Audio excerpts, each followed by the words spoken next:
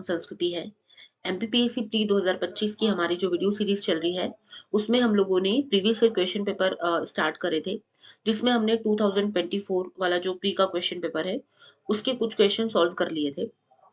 आज से हम और आगे बढ़ते हैं। स्वतंत्रता सेनानी रघुनाथ सिंह मंडलोई का संबंध है, वो किस जनजाति से संबंधित है? ये जो क्वेश्चन है वो यूनिट 10 में जनजाति व्यक्तित्व और उनका स्वतंत्रता संग्राम में जो योगदान है वो वाले टॉपिक से पूछा गया है। इसका आंसर है भिलाला जनजाति। अब रघुनाथ मंडलोई भिलाला जनजाति से संबंधित है। इसके अलावा एक महत्वपूर्ण व्यक्ति है जिनका नाम है सीताराम कंवर, ये भी जो है वो भिलाला जनजाति से संबंधित है। इसके अलावा हम देखेंगे कोरकू जनजाति से, तो दो व्यक्तियों के नाम हमारे सामने आते हैं, गंजन सिंह कोरकू और बंजारी सिंह कोरकू, जिन्होंने घोड़ा डोंगरी जो सत्याग्रह है, जंगल सत्याग्रह का एक भाग था, उसके अंतर्गत पार्टिसिपेट किया था। इसके अलावा बैगा जनजाति में हम देखेंगे तो बैगा जनजाति में जो जनजाति व्यक्तित्व है वो स्वतंत्रता संग्राम से रिलेटेड नहीं है, पर हाँ जनजाति व्यक्तित्व है। जैसे कि हम जोधैया बाई की बात करते हैं, इसके अलावा अर्जुन सिंह धुर्वे की बात करते हैं, तो जोधैया बाई इसलिए इस बार महत्वपूर्ण हो जाती है क्योंकि उनका निधन हो चुका है दिसंबर 2024 में, तो इनसे क्वेश्चन आ सकता है। आगे बढ़ते हैं। स्वर्गीय श्री बादल भुई कौन थे? तो ये जो बादल भुई है इनका आंसर तो ये होगा कि प्रसिद्ध आदिवासी स्वतंत्रता सेनानी थे। बादल भुई जो थे वो छिंदवाड़ा से संबंधित थे। इन्होंने, हम देखें तो जो जंगल सत्याग्रह था, क्योंकि हमको पता है कि सविनय अवज्ञा आंदोलन का मुद्दा था नमक को उन्होंने मुद्दा बनाया था, नमक सत्याग्रह कर रहे थे। अब क्योंकि एमपी में नमक नहीं बनाया जा सकता तो जंगल सत्याग्रह चल रहा था, तो उसमें इन्होंने पार्टिसिपेट किया था। तो रामाकोमा जो जंगल सत्याग्रह है उसका इन्होंने नेतृत्व किया था बादल भुई ने। इसके अलावा हम आगे बढ़ते हैं। मध्य प्रदेश में आदिवासियों के लिए स्वरोजगार योजना किसके नाम से चल रही है? तो दो योजनाएं हैं, टांट्या भील और बिरसा मुंडा। हालांकि इसका जो आंसर है वो होना चाहिए बिरसा मुंडा स्वरोजगार योजना, क्योंकि उसका जो नाम है बिरसा मुंडा स्वरोजगार योजना और टांट्या बिल का जो नाम है वो टांट्या बिल आर्थिक कल्याण योजना है।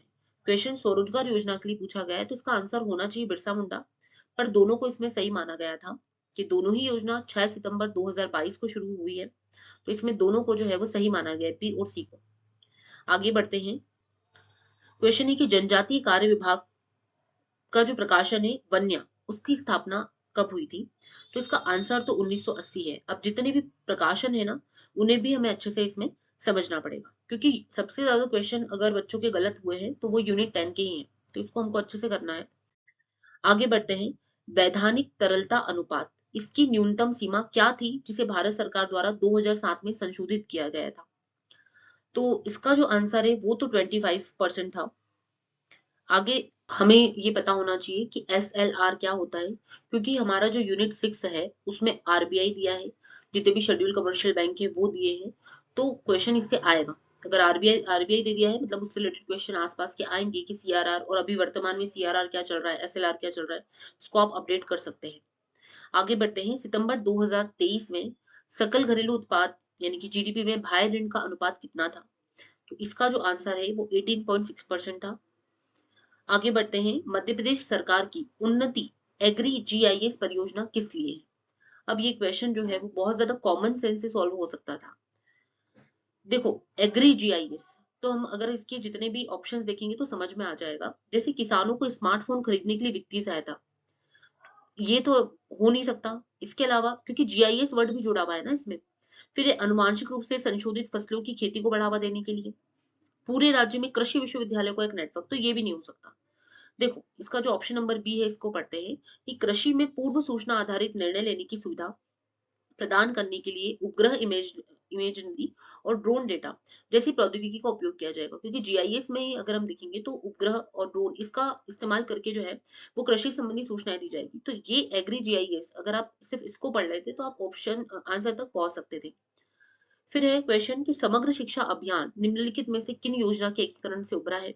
तो इसका आंसर सी है कि इसमें सर्व शिक्षा अभियान भी आता है, इसमें राष्ट्रीय माध्यमिक शिक्षा अभियान भी आता है और शिक्षक शिक्षा भी इसके अंतर्गत आती है। आगे बढ़ते हैं। ये जो क्वेश्चन है ये भी यूनिट 6 के अंदर है, क्योंकि हमने देखा है यूनिट 6 में जो है वो शिक्षा एक टॉपिक है, शिक्षा स्वास्थ्य और कौशल, ठीक है, तो उससे पूछा गया है शिक्षा से संबंधित। आगे बढ़ते हैं। 2017-18 में भारत के सभी कारखानों का कितना प्रतिशत मध्य प्रदेश में है? अब इसको भी कॉमन सेंस से देख सकते हैं हम, क्योंकि एमपी में इतने कारखाने हैं नहीं ठीक है ना। अगर हम धार वगैरह को छोड़ दे, तो पीतमपुर को छोड़ दे अगर हम, इंदौर और उसके आसपास का एरिया, तो उसके बाद हमको कहाँ पर कारखाने दिखते हैं एमपी में? तो नहीं है ना इतना, तो इतने उद्योग नहीं दिखते हैं। तो अगर हम देखें सभी कारखानों को कितना परसेंट एमपी में है, तो 10-5 तो हो नहीं सकता है, और 1% से कम ये तो बहुत कम हो जाता है। तो अगर कॉमन सेंस से भी हम देखें तो 2% के आसपास होना चाहिए। तो इसका आंसर 2% है। दूसरा है कि पहला G20 शिखर सम्मेलन कहाँ और कब हुआ था?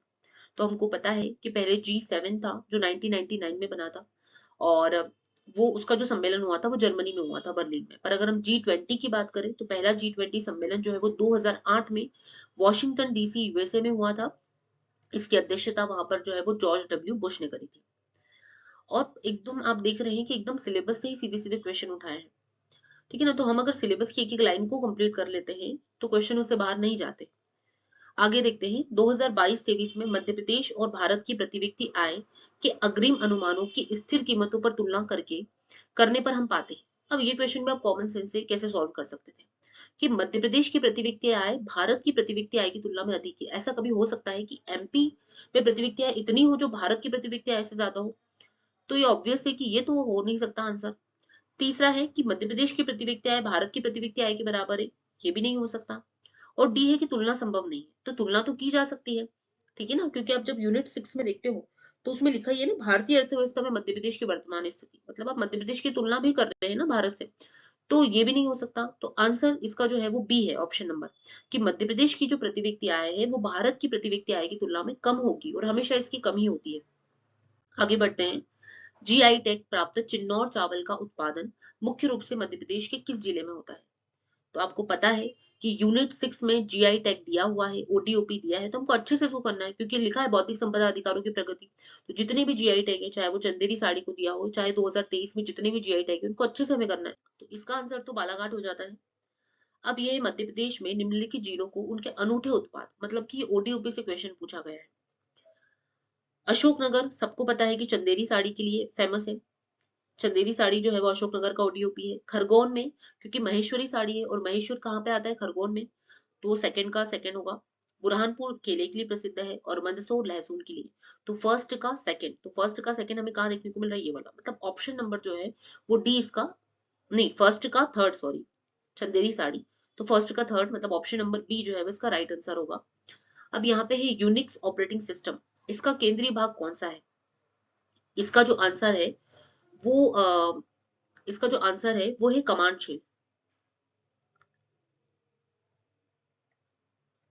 सॉरी 41 नहीं, 41 का जो फर्स्ट नहीं सेकंड कर्नल, इसका जो है वो ऑपरेटिंग सिस्टम का केंद्रीय भाग है। अब हम ये समझ पा रहे हैं कि यूनिट 9 में हर बार, क्योंकि हम बहुत ज्यादा डीप भी पढ़ रहे हैं, पर क्वेश्चन कहाँ से आ रहे हैं? जितने भी ऑपरेटिंग सिस्टम है वो पूछे जा रहे हैं। अब इसमें है कि हमला भ्रामक ईमेल या टेक्स्ट संदेशों के रूप में आता है जो आपसे सॉफ्टवेयर इंस्टॉल करने के लिए व्यक्तिगत जानकारी प्रकट करने के लिए कहता है। इसमें जो है वो ऑप्शन नंबर बी को भी माना है और सी को भी माना है। देखो बच्चे स्पैमिंग और फिशिंग में भी कंफ्यूज होते हैं। तो स्पैम कॉल ये कॉल के माध्यम से होता है, जबकि फिशिंग में जो है वो मैसेजेस या फिर ईमेल के माध्यम से जो है वो भ्रामक जानकारी, भ्रामक ईमेल वगैरह भेजी जाती है और आपकी व्यक्तिगत जानकारी मांगी जाती है। तो इसमें दो ऑप्शंस को सही माना गया है। आगे बढ़ते हैं, नीति आयोग की एसडीजी इंडिया इंडेक्स 2020 के अनुसार हम देखेंगे तो सूचकांक स्कोर रेंज के आधार पर सतत विकास लक्ष्यों में प्रदर्शन की विभिन्न श्रेणियां, मतलब इसमें कैटेगरीज बतानी है कि नीति आयोग जो है वो उसने 4 कैटेगरी में बांटा है। हम देखेंगे पूरे राज्यों को। तो सब जो 0 से हम देखेंगे तो 49 तक आस्पिरेंट, यानी कि आकांक्षी जिले इसके अंतर्गत आएंगे। फिर 49 के बाद हम देखें तो 50 से 64 तक परफॉर्मर होंगे। 65 से 99 तक जो है वो फ्रंट रनर, और 100 में जो है वो अचीवर होंगे। तो ऐसे ऑप्शन जो है ऑप्शन नंबर बी दिखाई दे रहा है कि 0 से 49 आकांक्षी होंगे, 50 से 64 परफॉर्मर, इसके अलावा फ्रंट रनर जो है वो 65 से 99 तक आपको जो है वो फ्रंट रनर देखने को मिलेंगे, और अचीवर 100। ठीक है, आगे बढ़ते हैं। कुर्टेली क्या है? तो कुर्टेली एक सर्च इंजन है। तो आपको समझ में आ रहा है कि जितने भी सर्च इंजन है उसको हम अच्छे से पढ़ लेना चाहिए हमें। आगे बढ़ते हैं, इमिटेशन गेम किसका मूल नाम है? तो द ट्यूरिंग टेस्ट का ये मूल नाम है। ट्विटर के संस्थापक कौन है? तो ट्विटर के संस्थापक जो है वो है जैक डोर्सी। तो जैक डोर्सी है। अब हमको सोशल नेटवर्किंग साइट, ये हमको सिलेबस में दिया है अलग से। तो जितनी भी सोशल नेटवर्किंग साइट है उनके संस्थापक कौन है? जैसे मार्क जुकरबर्ग का है, किसके हैं? फेसबुक के हैं। तो ऐसे सबके पता होने चाहिए हमें। उन पेशेवर और व्यावसायिक लोगों के लिए एक सोशल नेटवर्किंग साइट जो अन्य पेशेवरों से जुड़ना चाहते हैं। तो देखो यहीं पर दो क्वेश्चन दिख गए हमको सोशल नेटवर्किंग साइट के। इसका आंसर लिंक्डइन है। तो लिंक्डइन एक ऐसा प्लेटफॉर्म है जहाँ पर जितने भी जो लोग होते हैं, फ्रेशर्स भी हो सकते हैं, वो लोग क्या करते हैं, तो वो जॉब के लिए उसमें अपनी प्रोफाइल बनाते हैं।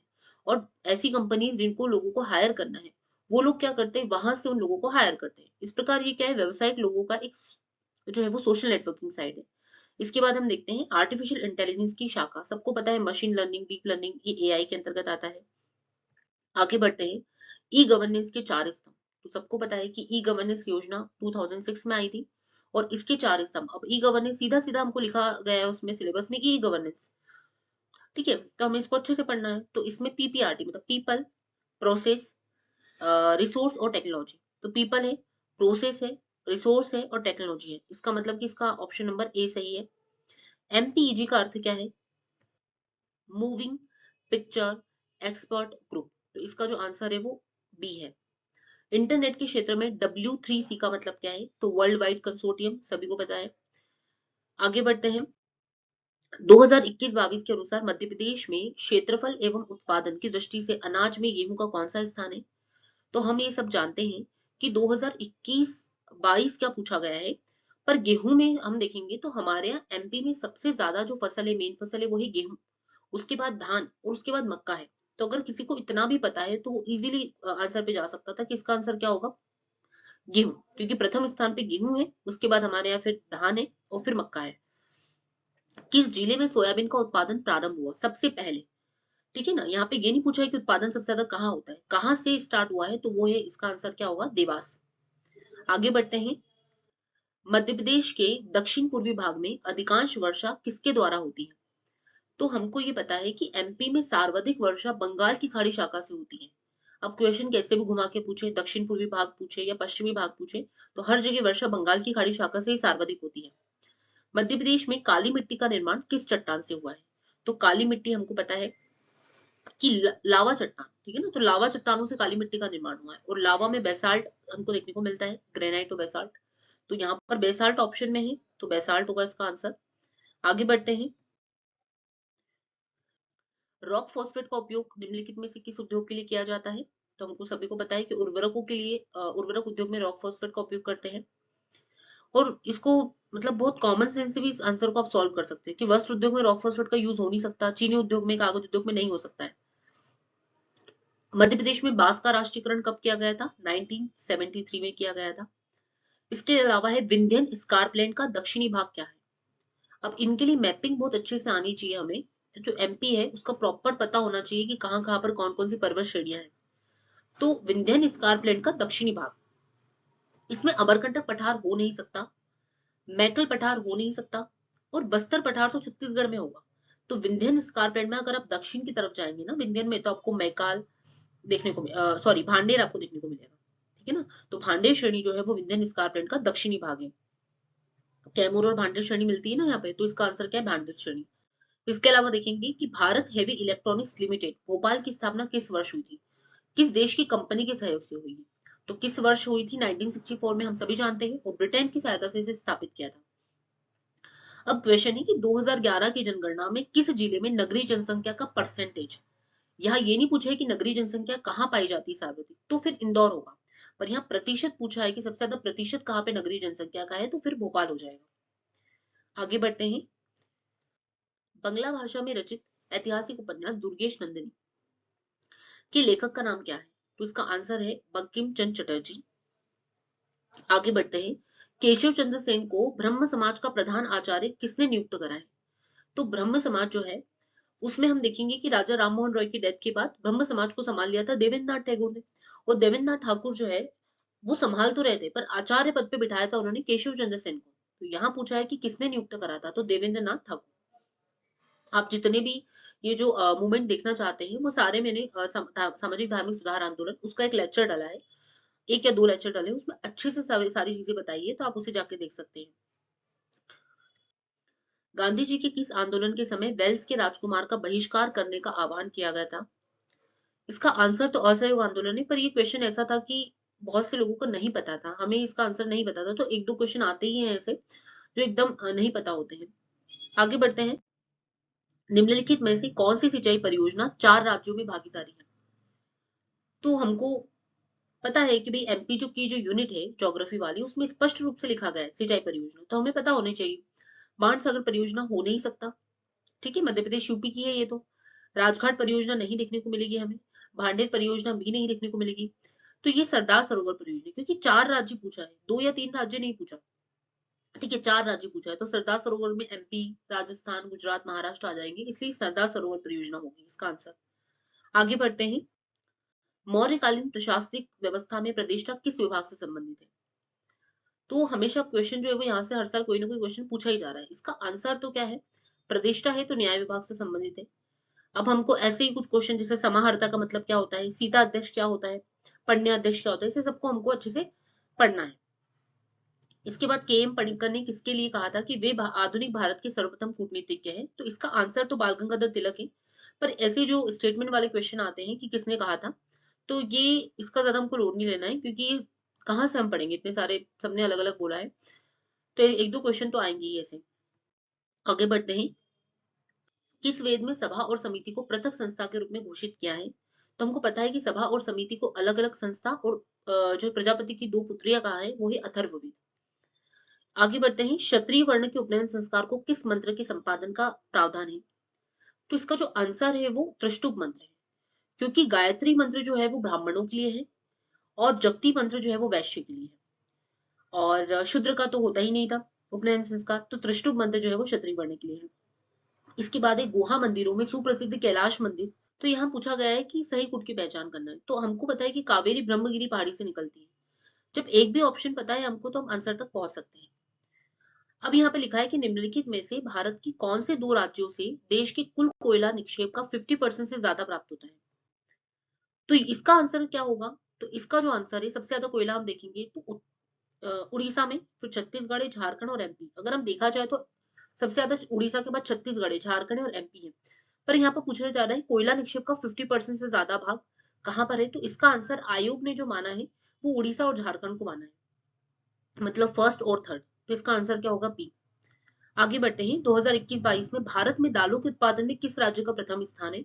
तो हम सभी जानते हैं कि सबसे ज्यादा दालों का प्रोडक्शन एमपी में होता है, उसके बाद महाराष्ट्र है। तो इसका आंसर जो है वो क्या होगा? एमपी यानी मध्य प्रदेश। आगे बढ़ते हैं। निम्नलिखित में कौन सा राज्य बॉक्साइट का सबसे बड़ा उत्पादक या भंडार रखता है? तो उसका आंसर जो है वो उड़ीसा है। आगे बढ़ते हैं। निम्नलिखित में से कौन सा कथन सही नहीं है?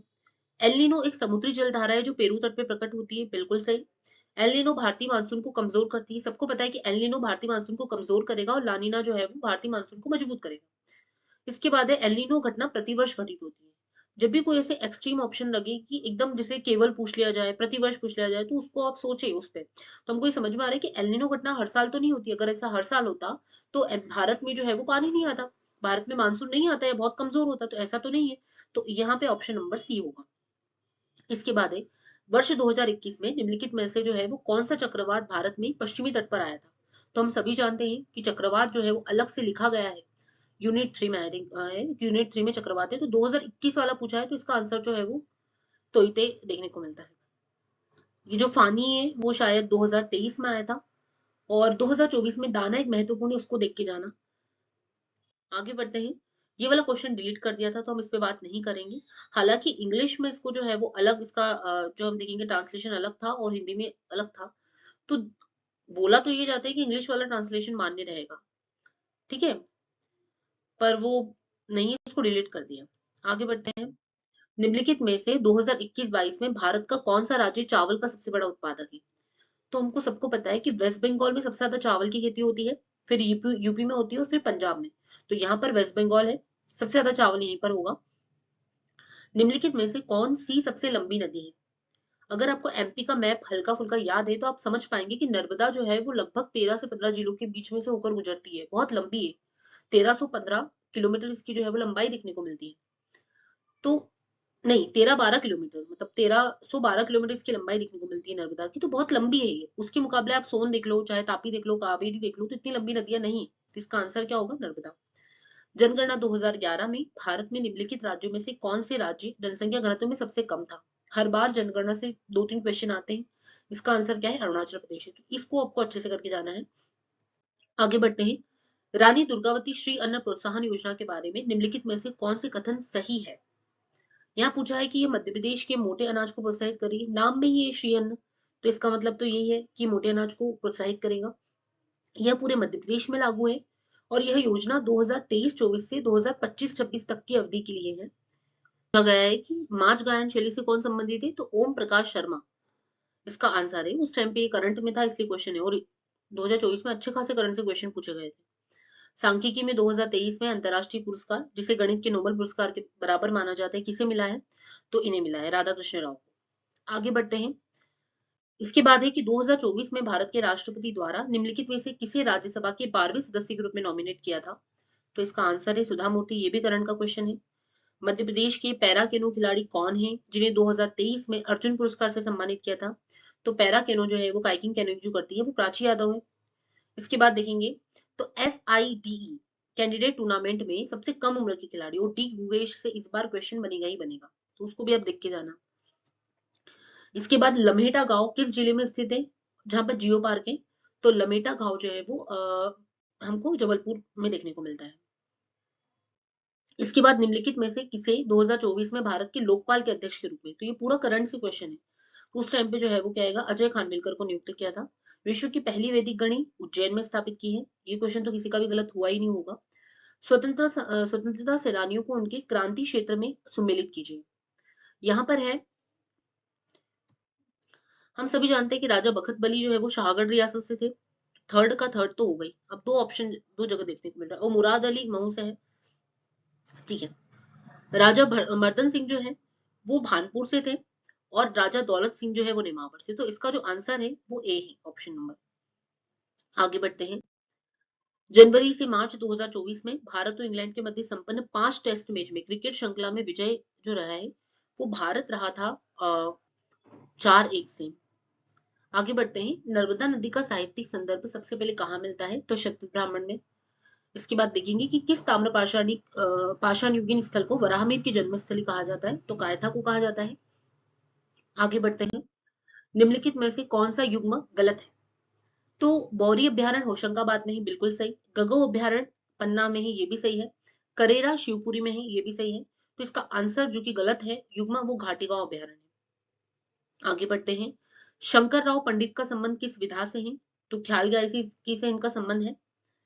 इसके बाद हम देखेंगे कि कुमारगुप्त और बंधु वर्मा के दशपुर अभिलेख के संबंध में कौन सा कथन गलत है। इस अभिलेख में रेशम बुनकरों की श्रेणी के द्वारा सूर्य मंदिर के निर्माण का उल्लेख है, बिल्कुल सही है। यह भारत में विज्ञापन परंपरा का प्राचीनतम उदाहरण है। इस अभिलेख में दशपुर को पश्चिम पूर्वी कहते हैं, पर अगर आपको इसके रचनाकार पता है तो इसके रचनाकार वत्स भट्टी है, तो दशपुर के वत्स भट्टी तो भौभूति हो नहीं सकता, इसलिए ऑप्शन नंबर डी है इसका आंसर। कोहबर क्या है, तो कोहबर एक वैवाहिक अनुष्ठान भित्ति चित्र होता है जो बनाया जाता है, और यहाँ से क्वेश्चन हर बार आ रहे हैं, जितने भी नाच गायन है MP के वो अच्छे से कंप्लीट करके जाना है। आगे बढ़ते हैं। गम्मत लोकनाट्य का सूत्रधार क्या कहलाता है, तो इसका आंसर आयोग ने जो है वो कुटगरिया कहा है, और ये हम सभी को नहीं पता था, तो ऐसे क्वेश्चन 2-3 आएंगे ही आएंगे जो हमें बिल्कुल ही नहीं पता है, जिसका आइडिया हमें बिल्कुल नहीं है, ऐसे क्वेश्चन आएंगे। आगे बढ़ते हैं कि मोहनखेड़ा जैन तीर्थ निम्नलिखित में से किस जिले में है, तो ये धार में है, और उस टाइम ये करंट में था ये स्थल, इसलिए इससे क्वेश्चन पूछ लिया। यशोधर्मन के सौंदर्य अभिलेख के रचयिता कौन है, तो कवि वासुल जो है वो इसके रचयिता है। इस प्रकार हम लोगों ने MPPC प्री 2025 का जो क्वेश्चन पेपर है वो अच्छे से सॉल्व किया है। 2024 वाला 2024 वाला क्वेश्चन पेपर सॉल्व किया है, और ये जो 2024 वाला क्वेश्चन पेपर है वो हमारे लिए इसलिए ज्यादा महत्वपूर्ण है क्योंकि सिलेबस चेंज होने के बाद ये पहला पेपर है हमारा, तो हमको समझ में आ रहा है कि क्वेश्चन कहाँ से ज्यादा पूछे जा रहे हैं, तो हम उसको अच्छे से कवर करें। यदि आपको लेक्चर अच्छा लग रहा है तो आप ज्यादा से ज्यादा लोगों को शेयर कीजिए और मेरे चैनल को सब्सक्राइब कीजिए।